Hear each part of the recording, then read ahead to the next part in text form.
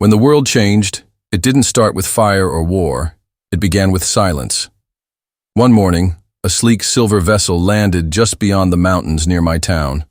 No explosions, no armies. Just that soft hum that buzzed in your chest like a second heartbeat. They called themselves the Valari. Tall, graceful beings with luminous eyes and skin that shimmered like polished pearl. Some people feared them, others worshipped them. Me? I didn't know what to feel. Until I met her. Her name was Nevia. She stood at my door one rainy evening, soaked and shivering despite her alien biology. A translator device hung at her neck, softly glowing. I still remember the first words she spoke. By Valari custom, I must reside with a human. May I stay?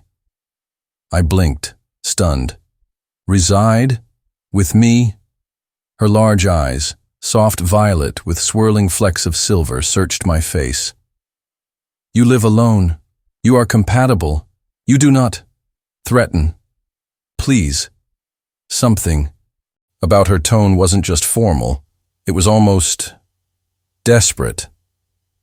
I stepped aside without thinking. She brushed past me, trailing soft warmth like a candle flicker in winter. Living with Nevia wasn't like anything I expected. She moved quietly, always polite and often curious. She'd run her fingers over wood grain like it was a treasure. She asked me why doors had locks, why humans drank tea, why my heart beat faster when she stood close. We shared meals. We laughed at strange Earth customs. She even helped fix my old radio, her slender fingers moving with focused grace. And at night, according to Valari law, we shared a bed. Valari bonds form with proximity, she explained on the first night, lying stiffly beside me. Skin-to-skin contact aids understanding and dreams. That first night, she barely moved. I could feel her body beside mine, warm and steady. It wasn't awkward, not really, just unfamiliar, but comforting somehow. Weeks passed. We grew closer in small, quiet ways. I'd catch her watching me when she thought I wasn't looking. She began mimicking my habits, brushing her hair like I did, sitting the same way I did on the porch steps, even humming tunes I whistled without realizing. Sometimes, when her hand brushed mine, she'd flinch, like she was hiding something fragile. One evening, as the sunset painted the sky in orange and gold, Nevia stood beside me, staring at the clouds. In my world, she whispered, touch is sacred. We don't touch unless we mean it. I turned toward her. What does it mean when you hold my hand? She looked away, a soft blush creeping up her neck. It means I want to understand. You deeper. I didn't say anything. I didn't need to. I just laced my fingers through hers. That night, she curled up closer than ever before. Her head rested on my chest, and her breath was steady and warm. She murmured words in her native tongue, soft, musical. I didn't understand them, but the way she whispered them made my heart ache. Then came last night. Something was wrong. Nevia trembled beside me. Her body shivered with tiny spasms. Her breath came quick and sharp. I woke up to her gripping my arm tightly, eyes clenched shut in pain. Nevia?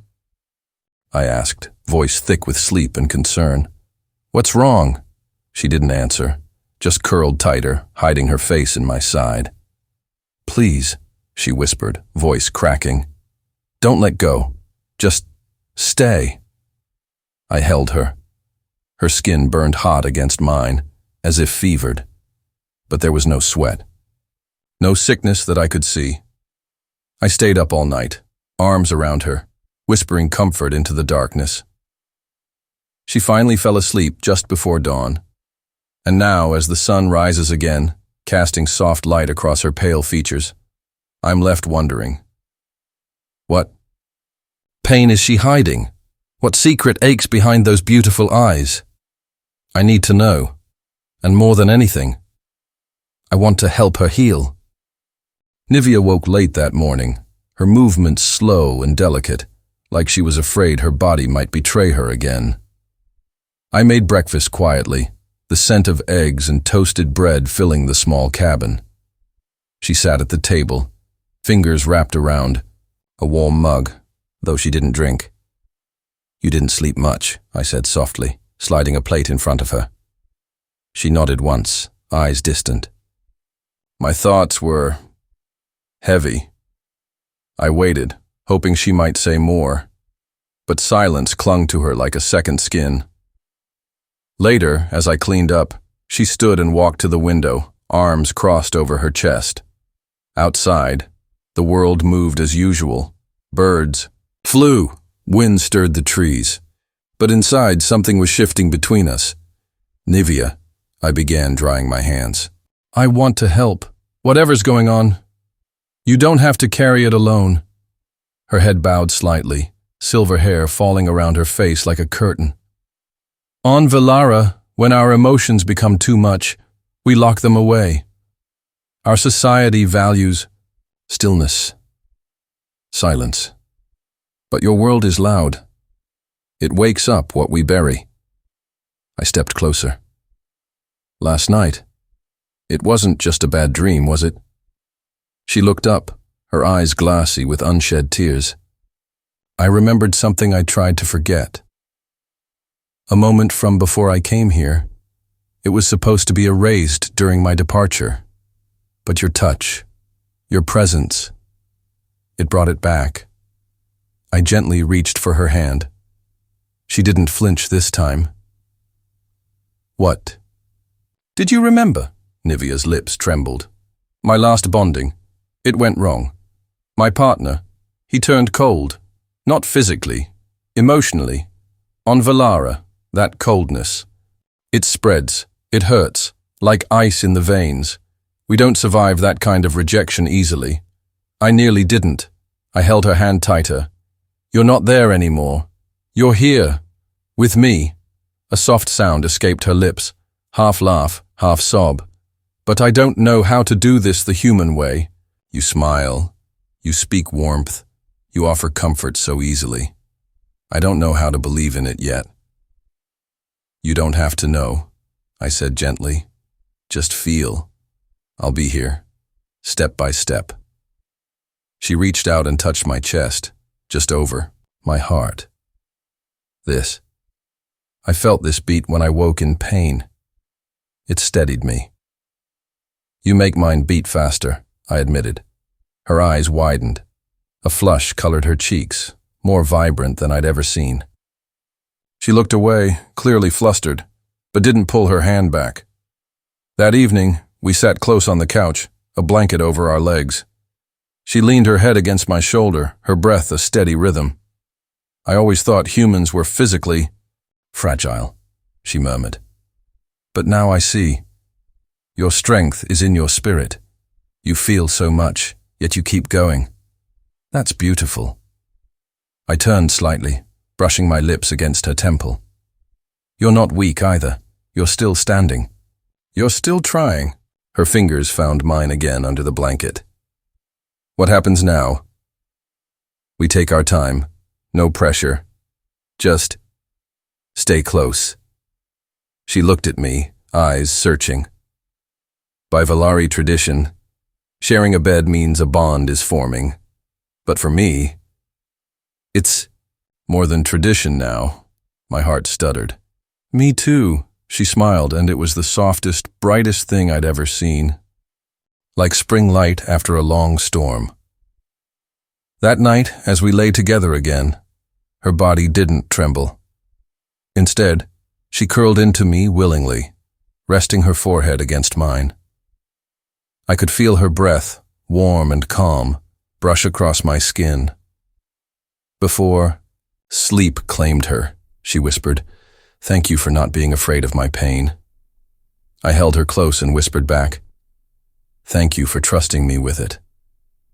The night was quiet, peaceful, but I knew this was only the beginning of healing, and I'd stay by her side through every part of it.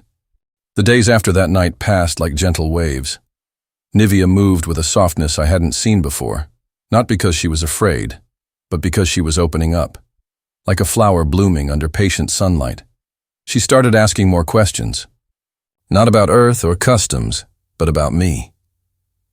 "What do you miss most?" she asked one morning, her voice quiet, curious. "My mom's cooking," I said with a little smile. "And the sound of rain on the old metal roof when I was a kid," she seemed to store that answer like a treasure, eyes warm. "I miss the scent of starlight berries from my home garden. They only bloomed during the twin moonrise. Sweetest scent you could imagine, made your heart ache like a beautiful memory." I pictured it, violet fruit glowing in alien moonlight, the scent so strong it pulled emotions from the soul. "I hope one day you can grow them here." "Maybe," she whispered, "if I stay long enough." That last part made my chest tighten. I didn't want to ask her to stay. Not because I feared rejection, but because I wanted her to choose it on her own. We spent more time outside together. She liked the way the wind smelled in the late afternoons. "It's different here," she said, standing barefoot in the grass. "Your world feels alive, even when it's quiet." I watched her close her eyes, arms slightly lifted as if she could feel the sky pressing gently against her skin. "You're beautiful like this," I murmured. She turned to me slowly. "You say that word like it holds weight, because it does," I said. "You're not just beautiful in the way you look. You're beautiful in how you try, how you feel, how you let yourself be seen." Her gaze didn't waver. She stepped closer, close enough that I could feel the warmth of her breath. "Then let me see more of you too," she said. That night, she brought her blanket to the couch and asked if we could sit together under it, even before bedtime. Her hands found mine first, then her head leaned against my shoulder. Then slowly, she guided my hand to rest against her chest, just over. Her heartbeat, Valari bond through rhythm, she whispered. "We sink slowly. If you stay still and listen, you'll feel it." And I did. Her heartbeat was different, slower, deeper, like a distant drum in a quiet forest. As I listened, mine began to ease, matching her pace without effort. "I've never shared this before," she said. "Not even with the one I bonded to before. I was scared." "You're not scared now?" "I am," she admitted. "But it's different. I want to be known by you, even the messy parts." Her voice trembled at the end. I didn't speak. I just wrapped both arms around her and pulled her close, letting her melt against me. Her fingers traced slow lines along my arm, her breathing steady. "You feel like a safe place," she whispered. "I want to be," I replied, pressing a gentle kiss to her forehead. She sighed, long and deep, like she'd let go of something she'd carried for far too long. Later, as we lay in bed, she turned to face me. There was no fear in her eyes now, only something fragile and brave. "If I start to shake again," she said, "don't try to fix me. Just hold me. Let me feel." "I will," I promised. She smiled, then rested her hand on my chest. "And if you ever break, I'll hold you too." The lights dimmed. The room filled with silence again, but not the silence of loneliness, the silence of understanding. Of two souls slowly learning how to carry each other. And as I drifted into sleep, I realized something I hadn't dared admit before. I was falling for her. Not just her beauty or her otherworldly grace, but her strength, her pain, her willingness to trust again. And in the quiet space between her heartbeat and mine, something new was growing, something stronger than tradition, stronger than fear, love. Nivea was changing, day by day, moment by moment. She laughed now. Soft, airy little sounds that made my chest feel light. She touched my hand more often, without hesitation. Sometimes she'd brush her fingers along my jaw, or rest her head against me without saying anything. And those quiet gestures, they meant more than 1,000 words. One afternoon I found her in the garden, kneeling in the dirt with her sleeves rolled up and her hands stained green. She looked up as I approached, eyes glowing with pride. "Look," she said, holding up a small sprout. "Earth soil accepts Valari seeds. This is the starlight berry plant." I crouched beside her. "That's incredible." She smiled. "You helped. The soil only responded after you tilled it." I blinked, surprised. "Seriously?" "Yes. Valari plants are sensitive to emotional presence. Your warmth touched the roots." I didn't know what to say, so I just took her hand, brushed some dirt off her knuckles, and kissed the back of it. She froze, eyes wide, then smiled again, this time softer. We sat in the grass, watching the breeze sway through the trees. "I used to think bonding meant losing myself," she said suddenly. "Becoming part of someone else. That's how it was on Valara. A shared identity, one mind, two bodies." "And now?" I asked. "Now I think, maybe bonding means becoming more, not less. You don't take me over. You help me grow into something I never thought I could be." I turned toward her and gently touched her cheek. "You do the same for me." She leaned into my palm, then kissed it. A slow, uncertain kiss, but full of meaning. That night she wore one of my shirts to bed, oversized and loose on her small frame. When she crawled under the covers beside me, she didn't hesitate. She curled into my side like she belonged there. For a long while, we just breathed. And then she whispered, "There's a fire in my chest when you touch me." I held her tighter. "Do you want me to stop?" "No," she whispered. "I want you to hold me until I forget the cold forever." Her lips found mine, soft and unsure. But the moment we kissed, something shifted, something deep. It wasn't just physical. It was like threads, unseen and warm, began to weave between us, stitching together broken pieces that had been alone too long.